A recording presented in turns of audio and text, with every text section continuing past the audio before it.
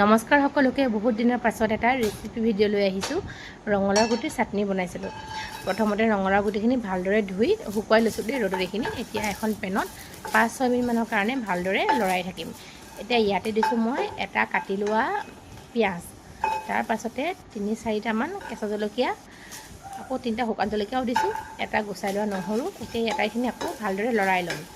অকণমান সময় লৰাই লোৱাৰ পাছত গোটেইখিনি যেতিয়া অকণমান মচমচীয়া হ'ব, গেছ অফ কৰি দিম। আৰু এতিয়া গোটেইখিনি ঠাণ্ডা হোৱাত এটা মিক্সি জাৰত পিচি ল'ম। ইয়াতে এইখিনি দিছোঁ, লগতে অকণমান আদা দিছোঁ দেই। আৰু মান ধনিয়া দিছোঁ 4-5 ডালমান, আৰু নিমখ দিছোঁ। এতিয়া আটাইখিনি ভালদৰে ব্লেণ্ড কৰি ল'ম। আৰু একেবাৰে শেষত চাটনিটোত মই কেঁচা মিঠাতেল দিছোঁ 1/2 চামুচমান। তেতিয়া মানে গোন্ধটোও ধুনীয়া আহে আৰু খাবলৈ বিৰাট টেষ্টি হয়। যিসকলে মানে ৰঙালাও গুটিৰ চাটনি খাই পোৱা নাই ন, বনাই খাই চাবচোন, ইমান ভাল লাগে।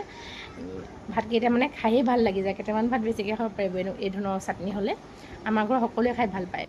বাৰু ৰেচিপিটো চাই কেনেকুৱা পালে জনাব। ধন্যবাদ।